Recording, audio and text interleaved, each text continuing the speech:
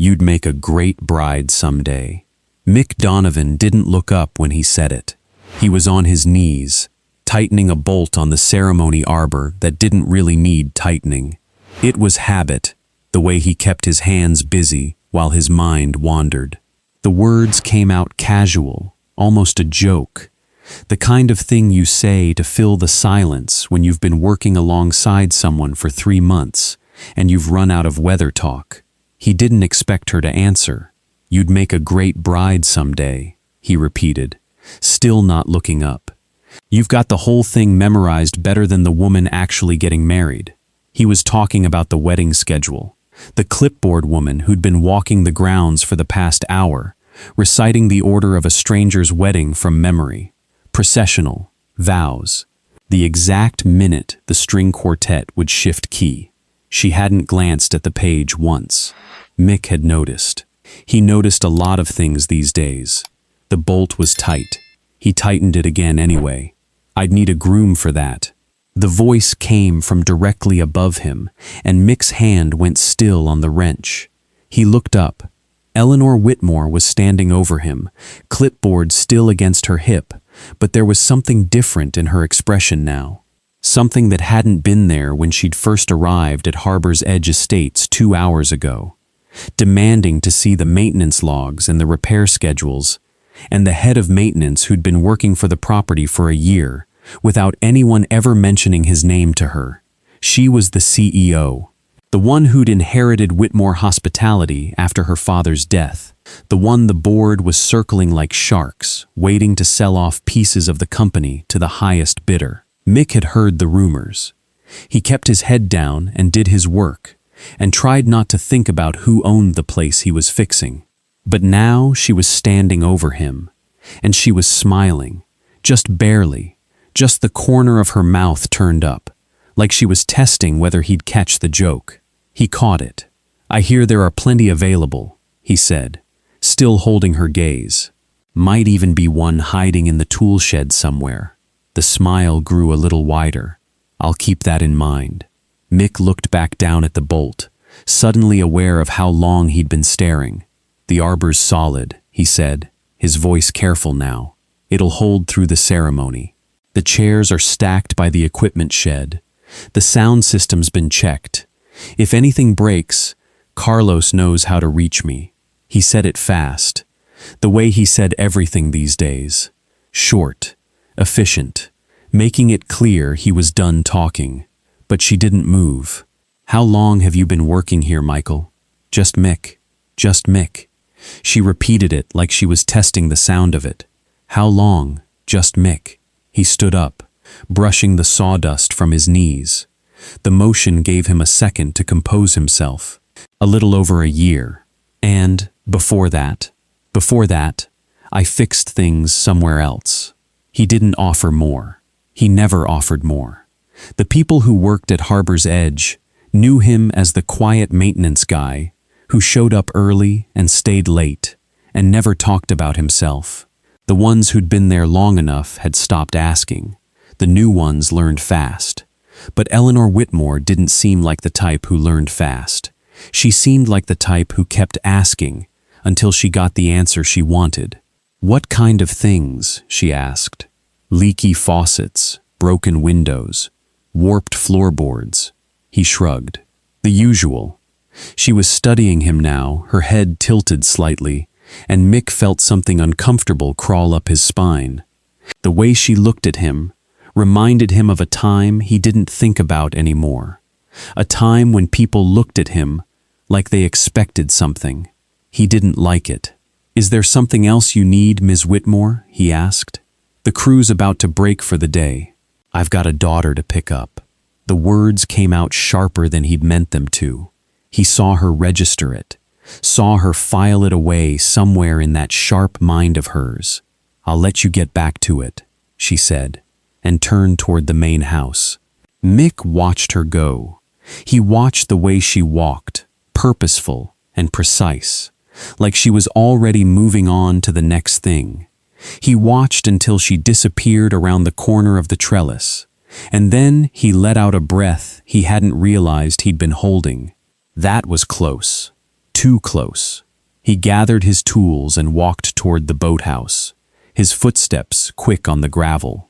The sun was starting to lower over the Atlantic, turning the water a deep shade of gold. Somewhere in the distance, a fishing boat was coming in. The gulls were circling. The whole scene was postcard perfect, the kind of thing that made tourists fall in love with Maine and made locals forget that winter was coming. Mick didn't notice any of it. He was thinking about the drawings hidden behind the filing cabinet, the sketches he'd done of the lighthouse tower, the restoration plans he'd drawn up in his spare time, the notebooks full of designs he'd never show anyone because showing them would mean answering questions he wasn't ready to answer. He needed to move them, tonight, before anyone else came poking around. He was halfway across the gravel lot when Carlos called out to him. "Hey, Mick, that the new owner?" Mick turned. Carlos was standing by the equipment shed, wiping his hands on a rag. "She's been here all afternoon," Mick said. "Checking everything. Checking you, more like." Mick shook his head. "She's just doing her job. The way I heard it, she's about to lose hers." Carlos shrugged when Mick didn't respond. "Board's trying to push her out. Sell the property. You know how it is." Mick didn't answer. He just kept walking toward the boathouse.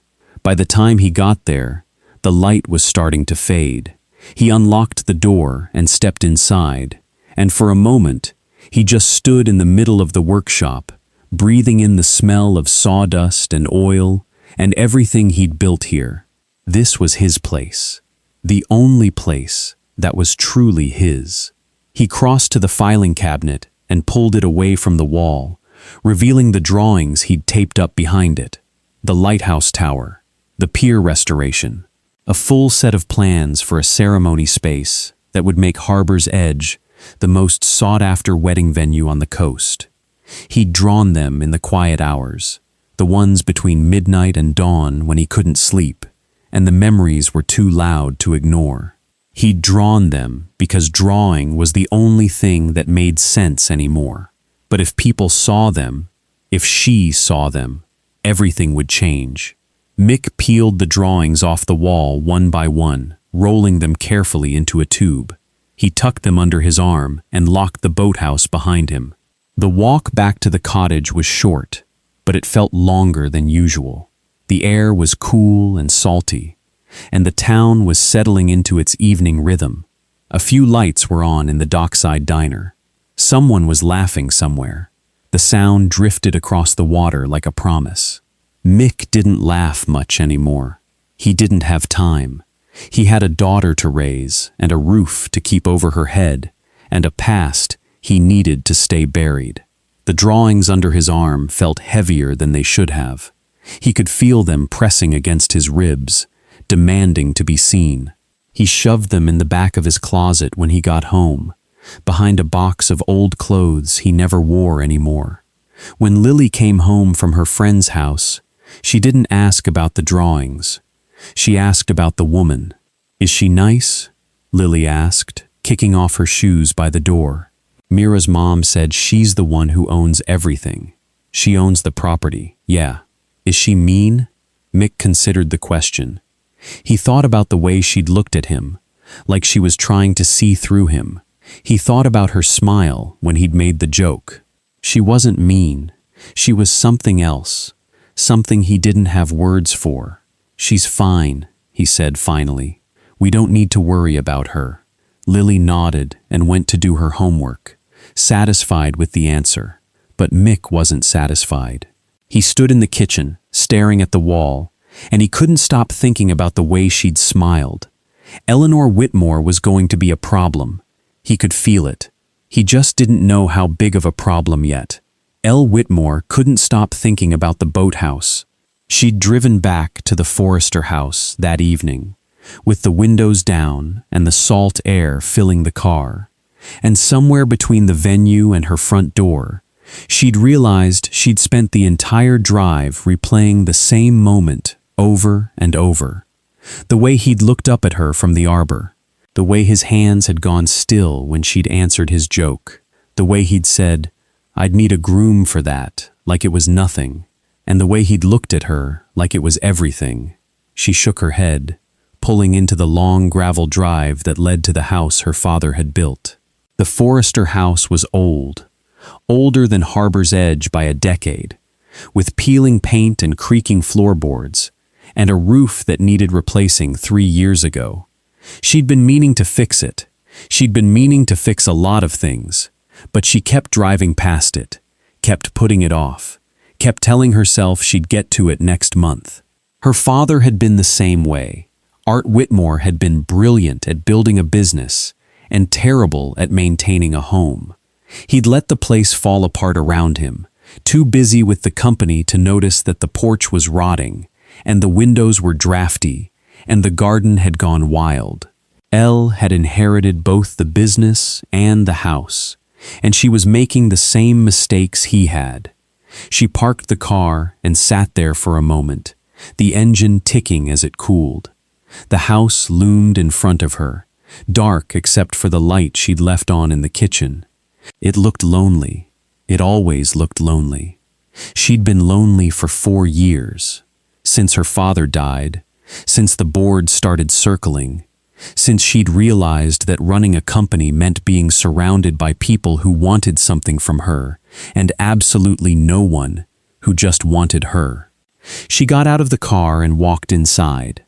The kitchen was exactly as she'd left it, a cold cup of coffee on the counter, a stack of papers she'd been meaning to go through, a photograph of her father on the wall, smiling at something she couldn't see. Elle stared at the photograph for a long moment. "I met someone today," she said aloud, her voice strange in the empty room. "I think he used to work for you." The photograph didn't answer. It never did. She turned away, heading for the stairs. There was work to do. There was always work to do. But when she got to her office, she didn't open her laptop. She sat down at her desk and pulled up the employee database instead. Michael Donovan. She typed the name slowly, watching the letters appear on the screen. She'd had a feeling about him all afternoon. Something about the way he carried himself, the way his hands moved, the way he'd said, "That was a different life," like he was talking about someone who was already dead. The file came up. Elle scrolled through it, her eyes moving faster as she read. 4 years ago, Michael Donovan had been a senior architect at Whitmore Hospitality. He'd designed 3 of the company's most successful properties. He'd been listed on the shortlist for a national award. He'd been the kind of rising star that made people sit up and take notice. And then, 4 years ago, he'd been terminated. The reason listed was gross misconduct, financial irregularities, embezzlement. Elle stared at the screen. She'd seen this file before. Not this exact file, but others like it. The kind where someone was trying to make a problem disappear in the quietest way possible. The kind where the accusations were vague and the evidence was thin, and the signature at the bottom was usually someone who'd been told to sign without asking questions. Her father's signature was at the bottom. Art Whitmore had signed the termination order. Elle sat back in her chair, her stomach turning. Her father had been a good man. She believed that with everything she had. But he'd also been trusting, maybe too trusting, and he'd surrounded himself with people who told him what he wanted to hear. People like Jerry Vance. She scrolled down further, looking for any supporting documentation. There was almost nothing. A brief HR report, a summary of the allegations, no detailed investigation, no witness statements, just a decision that had been made and filed away. She closed the file, her heart pounding. Something wasn't right. The next morning, Elle arrived at Harbor's Edge before sunrise. She'd barely slept, her mind turning over what she'd read. The Michael Donovan she'd met yesterday didn't seem like the kind of man who'd embezzle money. He seemed like the kind of man who'd be too careful, too precise, too aware of the weight of things to steal from someone who trusted him. But she'd been wrong about people before. Her father had been wrong about people before. She needed to see him again, Not to confront him, not to accuse him, but to watch him, to see if the man she'd met yesterday matched the file she'd read last night. The parking lot was empty when she arrived. The crew wouldn't start for another hour, but there was a light on in the boathouse, and Elle found herself walking toward it before she'd consciously decided to. The door was slightly ajar. She pushed it open. Michael Donovan was standing at the workbench, his back to her. He was wearing the same jeans and flannel shirt from yesterday, and his sleeves were rolled up, revealing forearms that looked like they'd spent a lot of years doing physical work. He was sanding something, his movements rhythmic and precise, and he didn't turn around when she stepped inside. "You're early," he said. Elle froze. "How did you know it was me? I heard your footsteps on the gravel. You walk different than Carlos. He drags his feet." Mick still didn't turn around. "And you have a different car.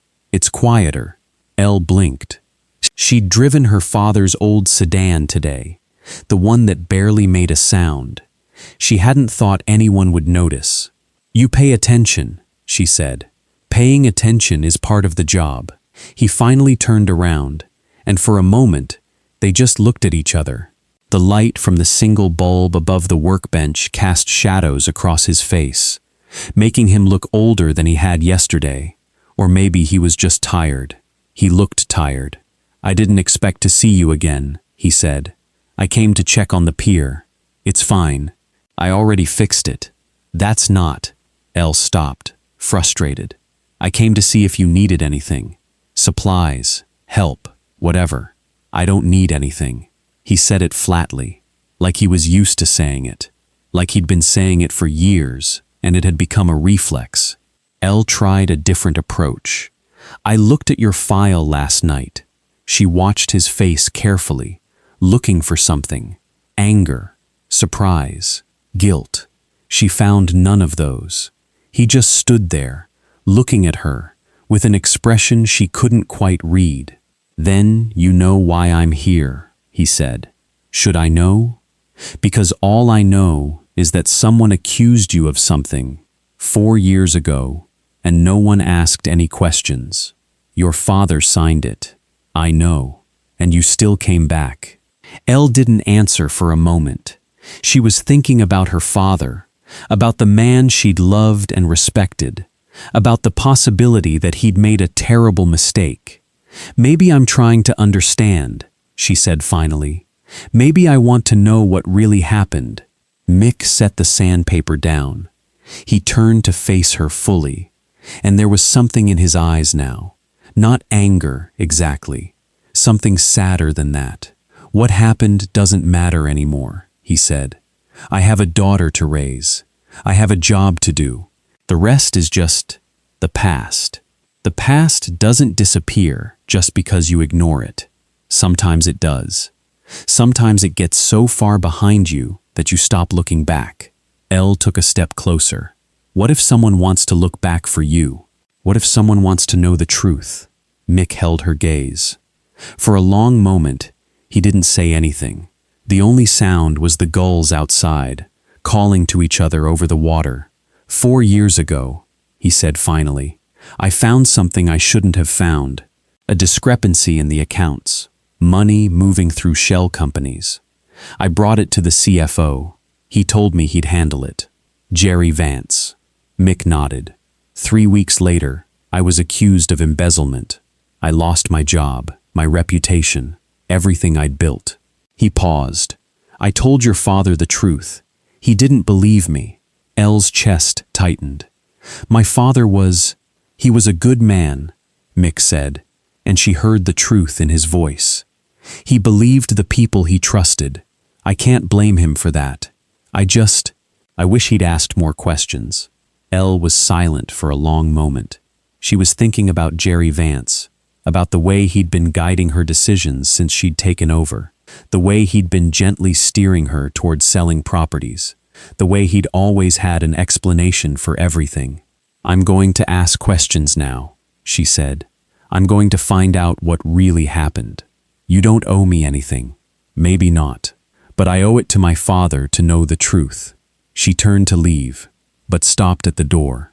She looked back at him, standing alone in the boathouse, surrounded by his tools and his work and all the things he'd built without anyone noticing. "Michael," she said, "I'm going to fix this. Whatever happened, whatever broke, I'm going to fix it." He didn't answer. He just stood there, watching her go. Later that morning, Elle went to see Rose Chen. Rose had been her father's assistant for 20 years. She knew more about Whitmore hospitality than anyone, including Elle. If anyone could help her understand what had happened 4 years ago, it was Rose. Rose was in her office when Elle knocked.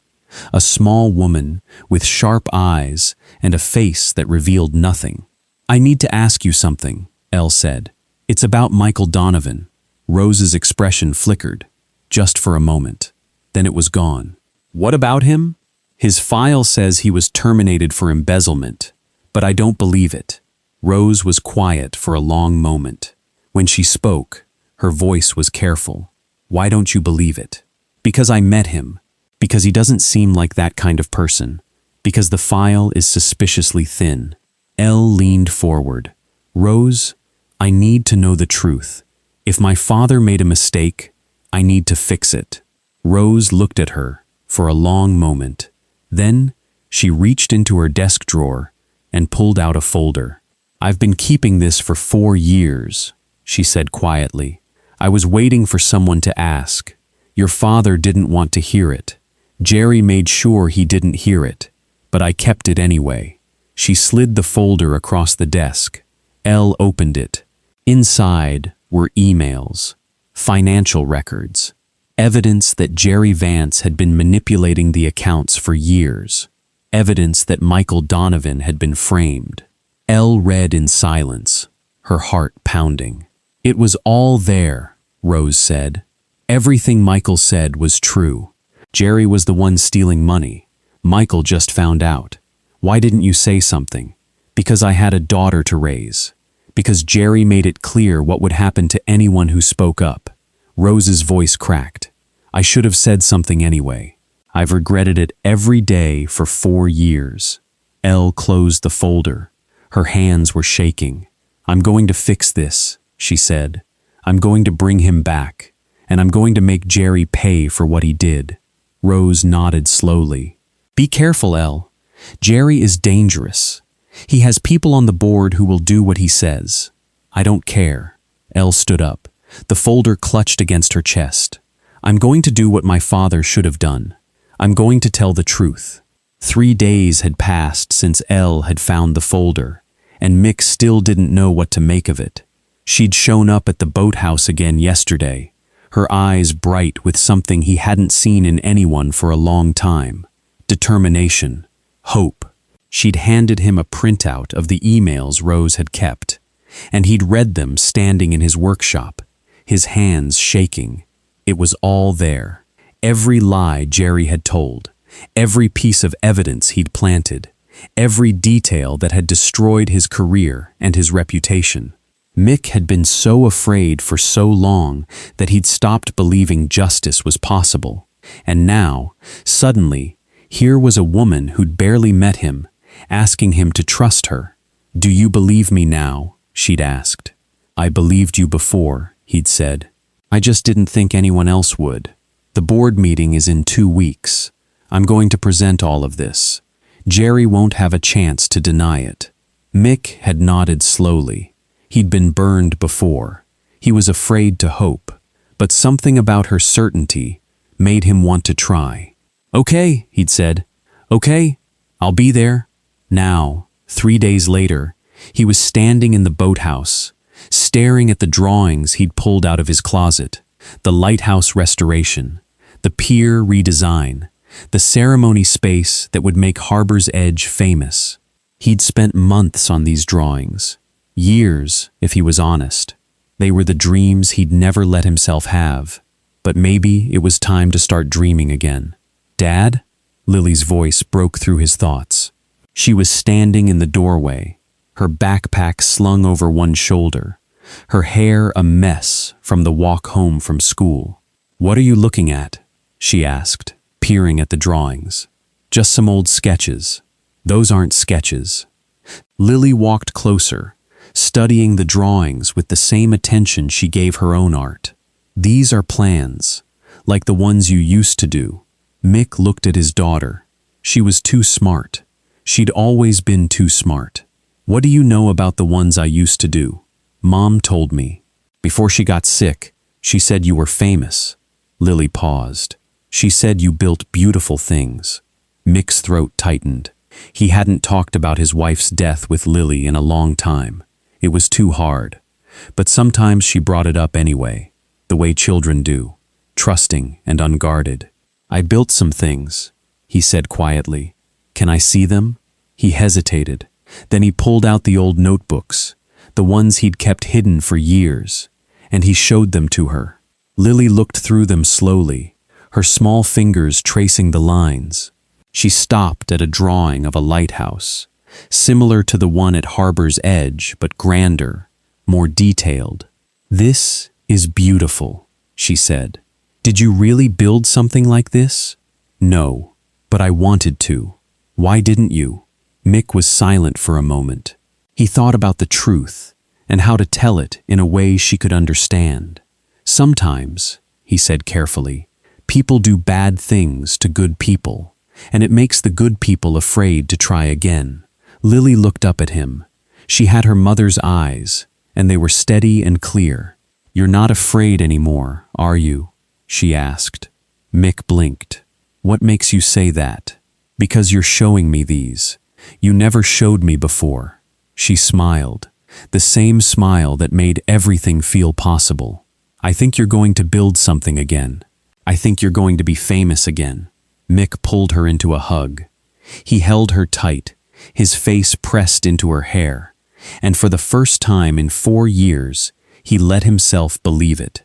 The next morning, Mick went to see Elle. He found her in the garden behind the main house, staring at the ocean. She was wearing a simple dress, her hair loose around her shoulders, and she looked less like a CEO and more like the woman she might have been if she'd chosen a different life. "I've been thinking," he said.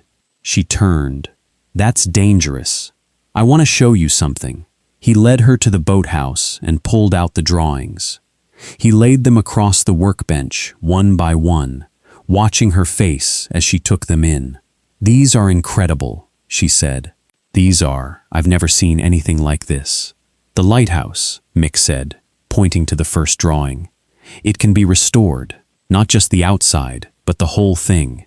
We can make it a ceremony space. Couples would pay to be married in a lighthouse." "And the pier?" "Rebuilt properly. White oak, just like the original, with ironwork that matches the Victorian design. It'll last another 100 years. And this?" She was pointing at the last drawing, the one he was most proud of. A garden wedding space, with a glass roof that would let couples look up at the stars while they said their vows. "That's the most ambitious one," he admitted. "But it would make Harbor's Edge the most sought-after venue on the coast, maybe the whole country." Elle looked at him, her eyes bright with admiration. "Michael," she said, "I want you to build all of this. In what capacity? Whatever you want.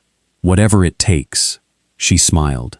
"I have a feeling you're going to be famous again." Mick felt something loosen in his chest. It was hope, he realized.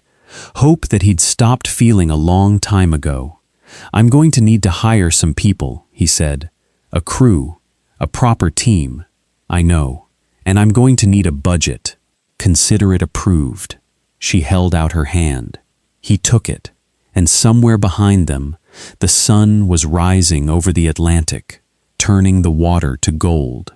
Later that week, Mick went to the dockside diner with Lily. They sat at their usual table by the window, and Lily was drawing something on a napkin, and Mick was thinking about all the things that were about to change. "So," Lily said, not looking up from her drawing, "are you going to marry her?" Mick choked on his coffee. "What? Elle, you're going to marry her, right? She's pretty, and she's nice, and she likes you. She doesn't like me, Mick said. She likes the work I do. The work you do is part of you. Lily finally looked up. Mom said that. She said the things you build are like pieces of your heart, and Elle likes your heart. Mick stared at his daughter. He didn't know where she got these things. Can we just focus on the project? He asked weakly. If you want, Lily said, going back to her drawing, but I think she's going to stay. The night before the board meeting, Mick couldn't sleep. He walked to the boathouse in the dark, his flashlight cutting through the fog. The lighthouse tower was dark, but he could picture it lit up, shining across the harbor, the way it had 100 years ago. He was thinking about the future, about everything that could change tomorrow. He heard footsteps behind him and turned. Elle was there, her coat wrapped around her shoulders, her breath misting in the cold air. I couldn't sleep either, she said. The meeting tomorrow will go my way. I've been preparing for weeks. Mick nodded. He believed her. He believed in her. Thank you, he said, for giving me another chance. She smiled. You gave me one first. They stood there in the dark, looking at the lighthouse, and Mick thought about all the things he'd lost, and all the things he might be about to regain. Ellie, he said. Yes? I'm glad you opened that door. She looked at him, and there was something in her eyes that made his breath catch. So am I, she said. The board meeting was scheduled for 9 a.m. Mick had been awake since 4. He'd checked the pier twice. He'd gone over his presentation 3 times.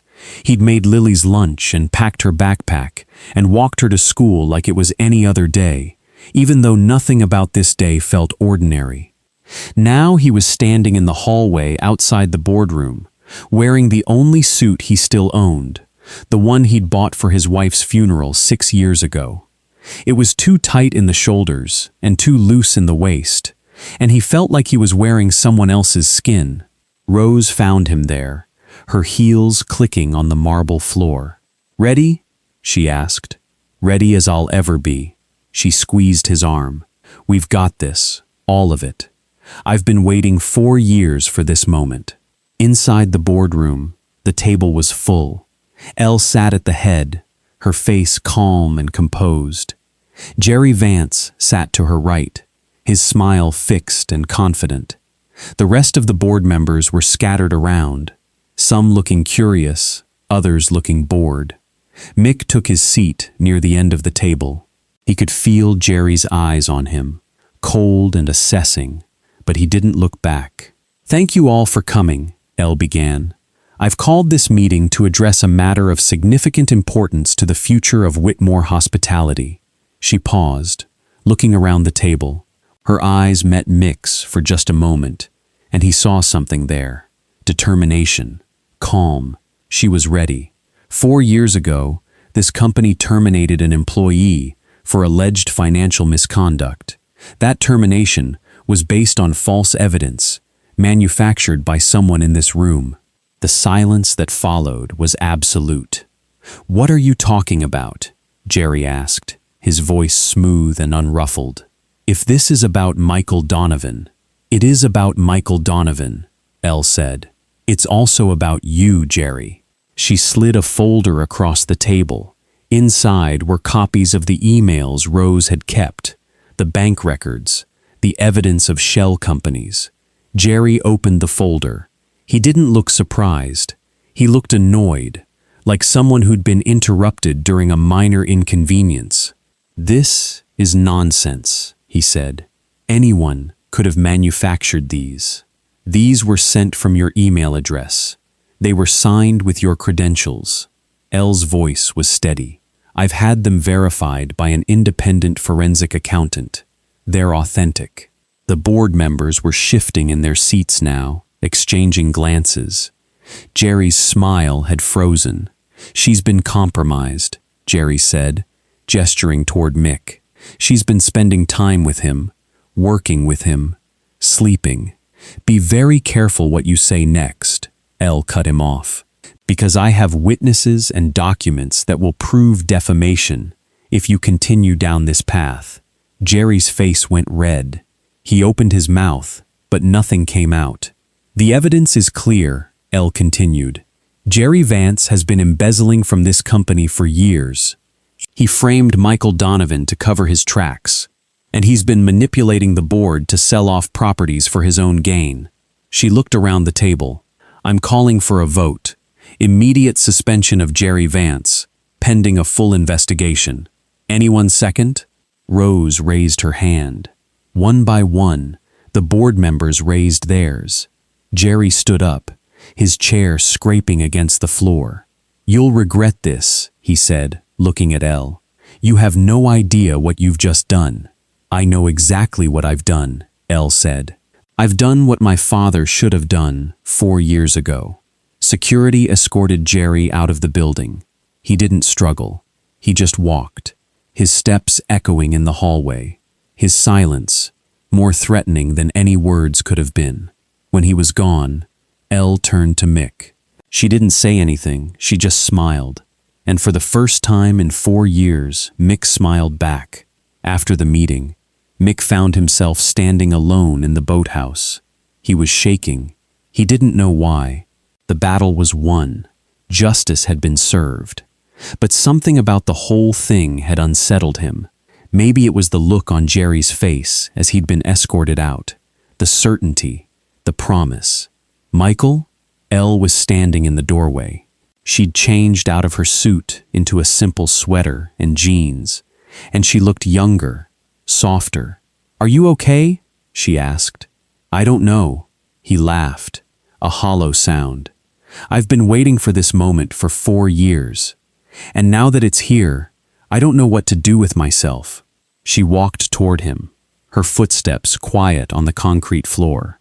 "You start over," she said. "You rebuild. You do all the things you've been dreaming about." She gestured toward the drawings still pinned to the wall. "These," she said, "these are your future. You can finally build them." Mick looked at the drawings, the lighthouse, the pier, the garden. "I don't know where to start," he admitted. "Start with the lighthouse." She smiled. "That's the heart of it. Everything else will follow." The weeks that followed were busy, busier than Mick had been in years. He hired a crew. He ordered materials. He spent hours in the boathouse, drawing and planning and preparing. But he also spent time with Elle. They ate lunch together most days. Sometimes it was just sandwiches in the boathouse. Sometimes it was takeout from the dockside diner. They talked about the project, about the future, about things that had nothing to do with work. One afternoon, she asked him about his wife. "What was she like?" Elle asked. They were sitting on the pier, their feet dangling over the edge, the ocean stretching out in front of them. Mick was quiet for a moment. He didn't talk about Thomas often. It hurt too much. "She was kind," he said finally. "The kindest person I've ever known. She saw the good in everyone, even when there wasn't any good to see. And she believed in you. Always." He smiled, a sad smile. "Even when I didn't believe in myself." Elle was quiet for a moment. "I'm glad you had that. Someone who believed in you." "So am I." He looked at her. "I'm glad I have it again." Elle met his eyes. Something passed between them, something neither of them had words for, but neither of them looked away. Lily noticed the change before anyone else. "You're different," she said one morning at breakfast. "You're not as sad." Mick looked at his daughter. She was eating cereal, her hair still messy from sleep, her eyes bright and clear. "What makes you say that?" "Because you smile more, and you don't stare at the wall when you think I'm not looking." She shrugged. "It's Elle, isn't it?" Mick didn't answer. He didn't need to. "She's good for you," Lily said. "I like her." "I like her too. I know. That's why you're not sad anymore." Mick looked at his daughter, and he realized she was right. The weight he'd been carrying for years was lighter. The grief was still there, but it wasn't pressing down on him the way it used to be. He had something to look forward to. Someone to look forward to. It was a strange feeling. He'd almost forgotten what it felt like. Jerry Vance had been gone for 3 weeks, but he hadn't forgotten. He hadn't forgiven, and he wasn't done. Mick found out the hard way. He was at the venue late one evening, checking the progress on the lighthouse restoration, when his phone rang. It was an unknown number. Michael Donovan. The voice was familiar. Too familiar. Jerry, don't hang up. I have something you need to hear. I don't want to hear anything from you. Even if it's about your daughter? Mick's blood went cold. What about Lily? Nothing, yet. Jerry's voice was calm, almost casual. But I know where she goes to school. I know her schedule. I know you walk her there every morning. Mick's hands were shaking. If you touch her. I'm not going to touch her. That's not my style. Jerry paused. But I know people who will. People who don't have my restraint. So here's what's going to happen. You're going to withdraw from the project. You're going to leave Harbor's Edge. And you're going to forget any of this ever happened. Mick was silent for a long moment. He was thinking about Lily, about her smile, about the way she looked at him, like he was the strongest person in the world. Fine, he said. I'll do it. Good decision. I knew you were a smart man. Jerry hung up. Mick stood in the boathouse, shaking. He wanted to call Elle. He wanted to tell her what had happened. He wanted to do something, but all he could think about was Lily. Lily, who was asleep in her bed. Lily, who had no idea that someone was threatening her. He couldn't risk it. He couldn't risk her. The next morning, Mick went to see Elle. He found her in the garden, inspecting the new trellis he'd built. She smiled when she saw him, a smile that made his chest ache. "Good morning," she said. "Mornin'? What's wrong?" He'd always been terrible at hiding things from her. She saw too much. "I need to talk to you." The smile faded. "Okay." He told her everything. Jerry's call, the threat, his decision. "I can't stay," he said. "I can't put her at risk." Elle was quiet for a long moment. When she spoke, her voice was calm. "I'm going to call the police." Elle, Jerry Vance is a criminal. He's already facing charges.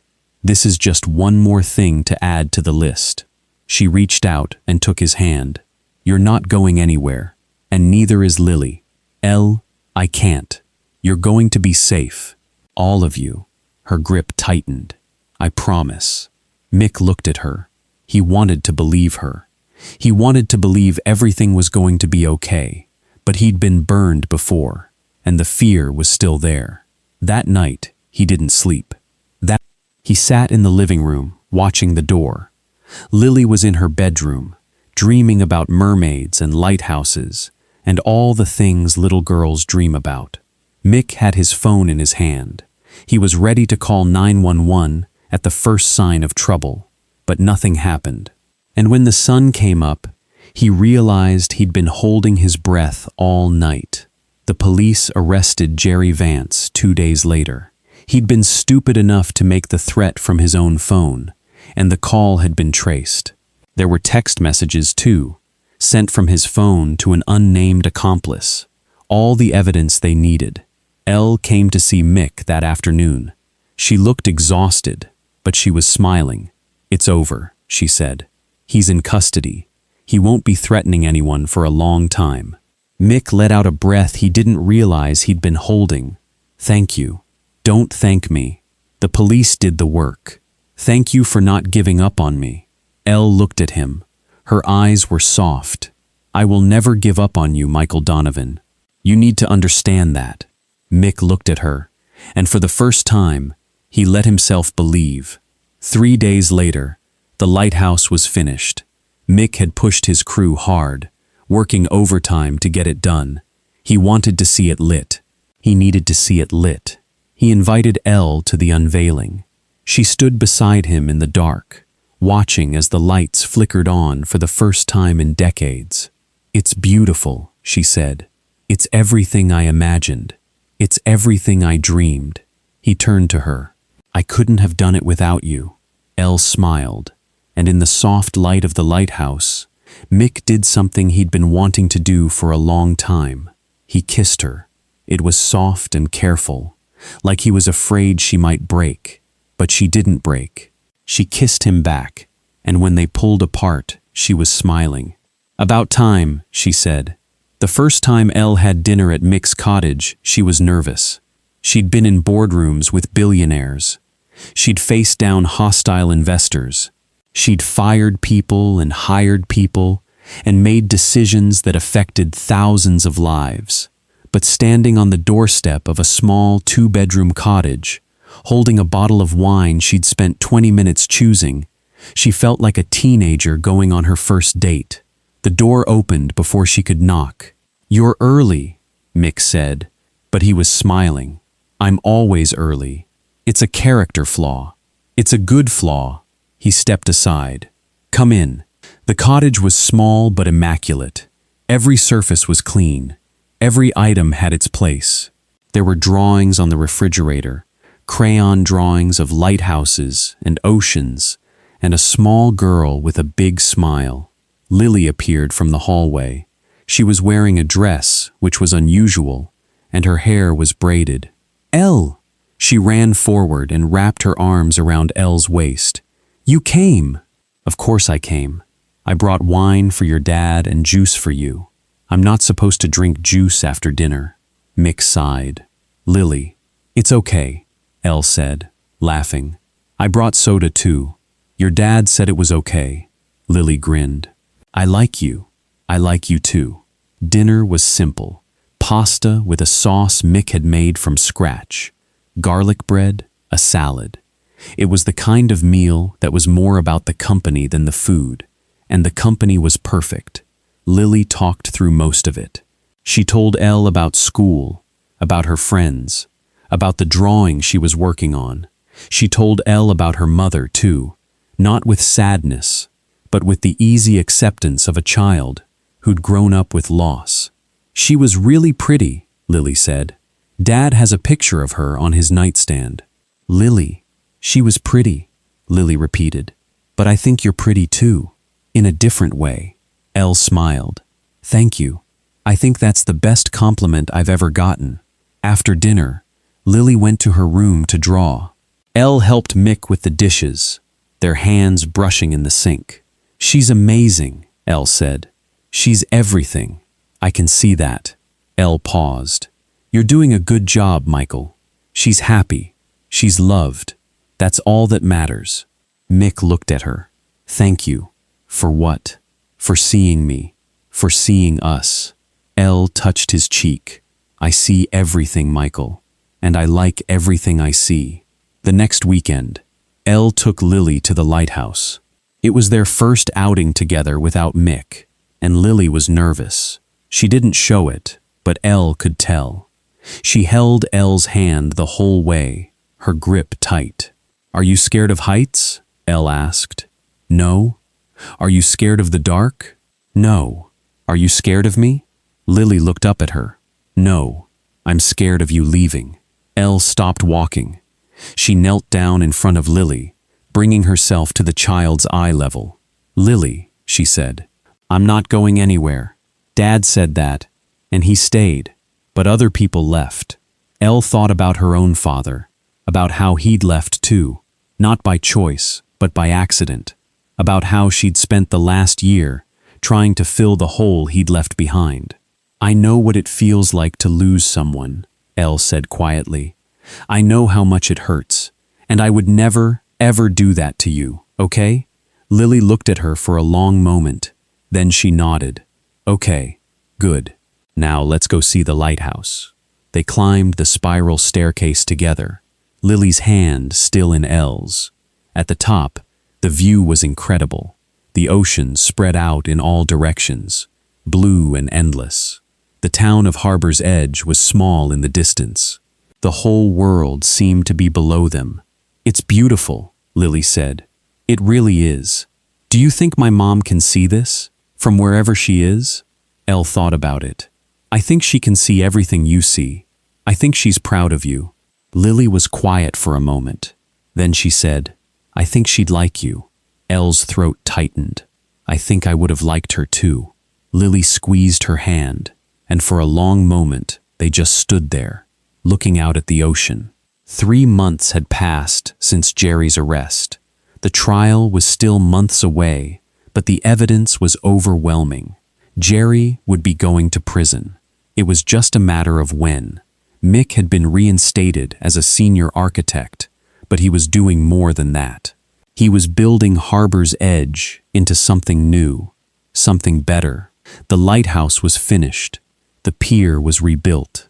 The garden was starting to take shape, and his relationship with Elle was growing stronger every day. They spent most evenings together, sometimes at her house, sometimes at his, sometimes just walking the grounds of Harbor's Edge, talking about nothing and everything. One evening, they were sitting on the pier, the same pier Mick had checked 1,000 times. The sun was setting. The water was gold and pink and orange. "I've been thinking," Elle said. "That's dangerous." She laughed. "It is. But I've been thinking about the future." Mick looked at her. "What about it?" "I want to be part of yours." He was quiet for a moment. "You already are." "I know." She paused. "I want to be part of Lily's too. I want to be there for everything, the good stuff and the hard stuff." Mick took her hand. "Elle, I'm not trying to replace anyone. I know I can't do that. But I want to be there, for both of you." Mick looked at her. He thought about Thomas. He thought about the years of grief and loneliness. He thought about the moment he'd first seen Elle in the boathouse, when she'd looked at his drawings and seen something worth saving. "You already are," he said. "You're everywhere, Elle. In everything I do, every decision I make, every dream I have." She smiled. "That's a lot of pressure. Good pressure." He leaned in and kissed her, and when they pulled apart, she was crying. "Happy tears," she said. "I promise." The next morning, Mick told Lily about his conversation with Elle. "What do you think about Elle being part of our family?" he asked. Lily looked at him with her serious eyes. "She already is part of our family. I know, but I mean officially. Like, living with us, maybe getting married someday." Lily was quiet for a moment. Then she smiled. "I knew it." "You did? I told you." She was going to stay. Lily hugged him. "She makes you happy, Dad, and she makes me happy too." Mick hugged her back. "I love you. I love you too. Now can I go tell her? After school, we'll all have dinner together." Lily ran to get her backpack. She was humming, a small tune that sounded like something from a movie about happy endings. Mick watched her go, and for the first time in years, he believed in happy endings too. That night, Mick and Elle walked to the lighthouse. It was dark now, the light sweeping across the harbor in steady, rhythmic arcs. The town of Harbor's Edge was quiet. The only sounds were the waves and the wind. Elle stopped at the base of the lighthouse. She turned to face him. "I've been thinking," she said. "We should make a rule. No more thinking." She laughed. "This is good thinking. Okay, tell me. I want to marry you, Michael Donovan." Mick stared at her. "Elle, don't say anything. Just let me say this." She took his hands. "I know we haven't been together that long. I know we still have a lot to figure out. But I also know that I love you, and I love Lily, and I want to spend the rest of my life with both of you." Mick was speechless. He couldn't remember the last time he'd been speechless. "Say something," Elle said. "Even if it's just no." "No," he said. Then he smiled. "I'm not saying no. I'm saying yes. 1,000 times yes." Elle laughed, and there were tears in her eyes again. "You're going to make me cry." "Already did." She hugged him.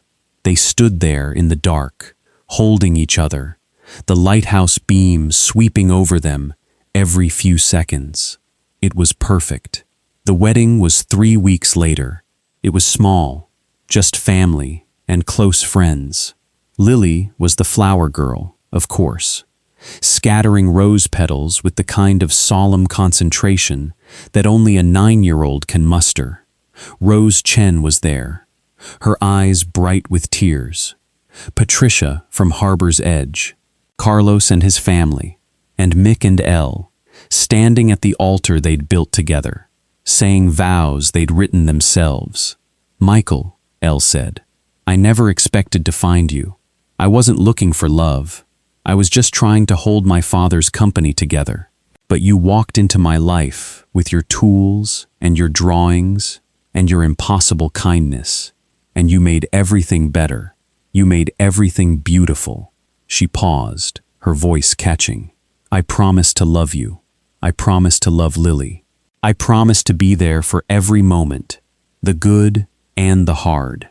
I promise to never forget that I found my home in you." The audience was silent. Mick's eyes were wet. "Eleanor," he said, "I thought my story was over 4 years ago. I thought I'd lost everything. My career, my reputation, my hope.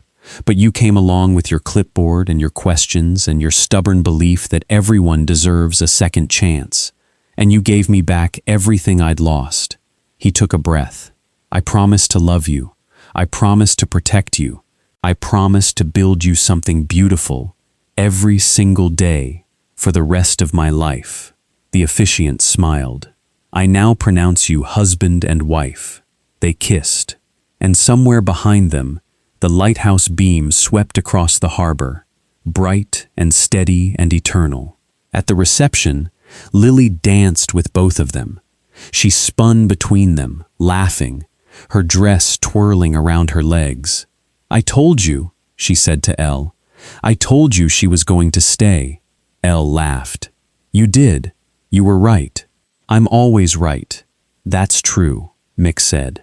"She's definitely right about everything." Lily grinned. "Now I have 2 parents who love me." Elle's heart swelled. She knelt down in front of Lily.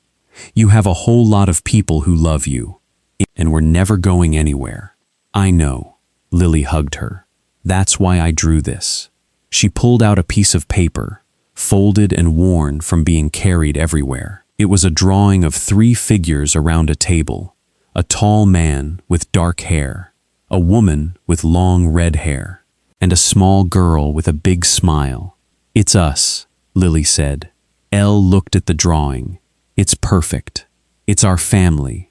Mick was behind them, watching.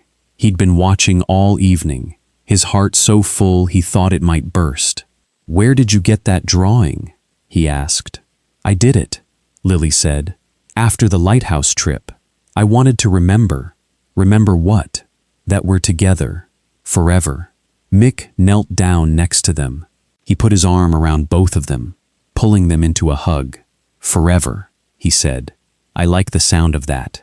Later that night, Mick and Elle stood alone on the pier. The wedding was over. The guests had gone home. Lily was asleep in the cottage, dreaming her happy dreams. "Thank you," Elle said. "For what?" "For giving me a chance. For trusting me. For loving me." Mick turned to her.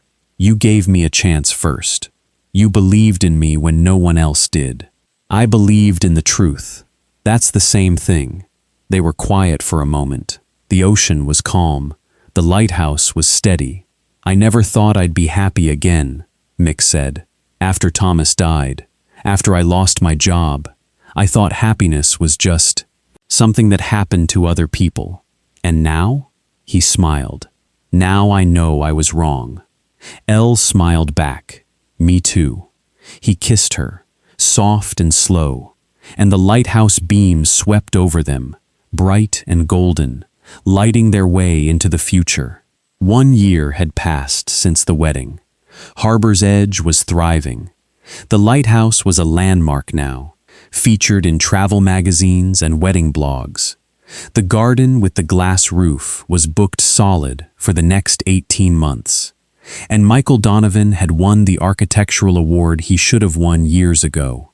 He'd stood on that stage in Boston, accepting the trophy, and he'd looked out at the audience and seen Elle and Lily in the front row, both of them crying. I spent 4 years thinking my life was over, he'd said into the microphone. I spent 4 years hiding from the world. But I was wrong. My life wasn't over. It was just waiting for me to be ready.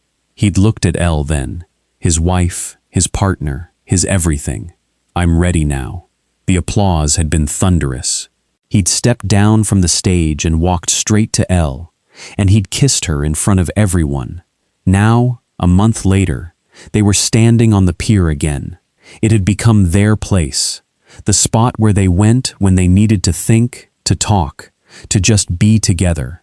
I've been thinking, Elle said. Mick groaned. Not again. She laughed. This is good thinking, I promise. Okay, tell me. I want to have a baby. Mick went still. He turned to look at her, searching her face for signs that she was joking. I'm serious, she said. I know we have Lily, and I love her like she's my own. But I want to have a baby with you, Michael. I want to see you hold our child. I want to see Lily be a big sister. Mick was silent for a long moment. He was thinking about Thomas, about the years they'd spent trying to have another child, the years of disappointment and grief. He was thinking about how he'd never thought he'd have that chance again. I don't know what to say, he admitted. Say yes. Elle, Michael, I'm not asking you to replace anyone. I'm not asking you to forget anything. I'm asking you to let yourself have something new, something beautiful. She took his hands. We can do this. I know we can. Mick looked at her. He thought about Lily, about how she'd been the best thing that ever happened to him. He thought about Elle, about how she'd walked into his life and made everything better. Yes, he said. Yes. Let's do this. Elle kissed him, and the lighthouse beam swept over them, the way it always did.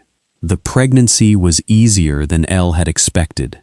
The first trimester was rough, but she was tough. She'd survived worse. She'd survived her father's death and Jerry's manipulation, and a year of running a company while grieving. This was nothing compared to that. Lily was thrilled. She talked to Elle's belly every night, telling stories to the baby. You're going to be the best sister ever, Elle told her. I'm going to be the best sister ever, Lily agreed. I'm going to teach them everything I know. Like what? Like how to draw, and how to climb the lighthouse, and how to make Dad smile when he's sad. Elle's heart swelled. She hugged Lily tight. He's not sad anymore, she said. I know. That's because of you. The baby was born in late autumn, a girl with dark hair and Elle's green eyes. They named her Hope. Mick held her for the first time, and he cried. He'd cried when Lily was born too, but this was different. This was hope, real hope, the kind he'd thought he'd never feel again. She's perfect, he whispered. She is, Elle agreed. She's absolutely perfect. Lily came in, her eyes wide. She looked at the baby, then at Mick. Is that my sister? Yes, Mick said. That's your sister. Lily reached out and touched the baby's hand. It was so small, so fragile, so precious. I'm going to take care of you, Lily said. I promise. And in that moment, everything felt right. Everything felt exactly as it was supposed to be. 5 years later, Harbor's Edge was a different place. The garden, with the glass roof, was still the most popular ceremony spot on the coast. The lighthouse had been featured in National Geographic. The pier was a favorite spot for sunset photos. And Michael Donovan was no longer just the architect. He was the owner. Elle had made him a partner in the business, and together they'd turned Whitmore Hospitality into something even better than her father had imagined. But the best part wasn't the business. It was the family. Lily was 14 now, a teenager with her mother's face and her father's quiet strength. She still drew, but now she was taking art classes, already getting attention for her work. Hope was 6, a whirlwind of energy and curiosity, always asking questions, always wanting to explore. "Mom," Hope said one evening, running into the kitchen. "Dad said we can build a tree house. Can we build a tree house?" Elle looked at Mick, who was standing in the doorway, grinning. "He said we could build a tree house. I said, we need to ask permission." "Permission granted," Elle said, "but only if I can help." "Mom, you're a boss. You don't know how to build things." Elle laughed. "I know how to build things. I'm the one who built the company. That's not the same thing." Mick picked Hope up and swung her around. "We'll all build it together. Team effort. Team effort," Hope shouted. "Team effort." Lily rolled her eyes, but she was smiling. "I'll design it. It has to look good." "Everything looks good when you design it," Elle said.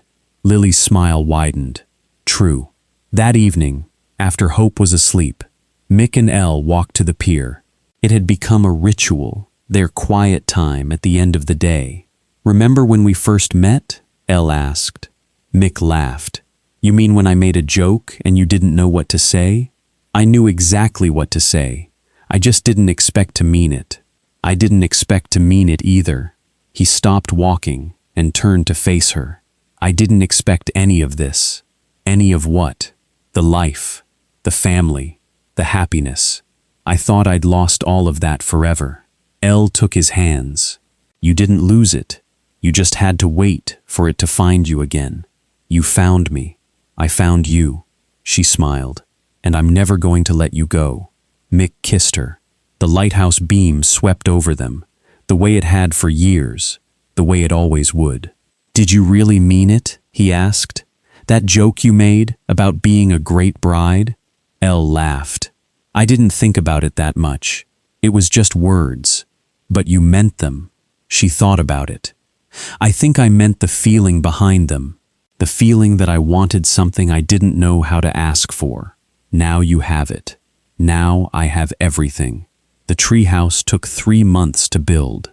Lily designed it, with tall windows that looked out at the ocean. Mick built it, with the same care and precision he brought to everything. Elle helped, learning new skills she'd never thought she'd need. Hope was the foreman, directing the whole project with all the authority of a 6-year-old. "Dad, you need to move that board to the left." "Which board?" "The one you're holding. It's already in place. But it needs to be more to the left." Mick sighed. "Hope, I promise, it's perfect."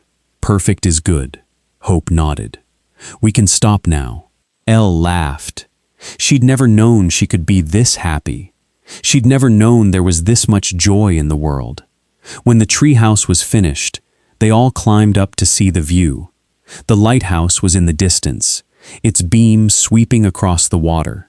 The pier was below them, the same pier where Mick had fixed the rotten plank so many years ago. "Best treehouse ever," Hope declared. "Best family ever," Lily added. Elle looked at Mick. He was smiling, that slow smile she'd fallen in love with. "Best life ever," she said. Later that night, Mick was sitting in the living room, looking at old photographs. He had one of Thomas, one he'd kept hidden in his nightstand for years. "I found this," Elle said, coming into the room. "I hope that's okay." Mick looked up.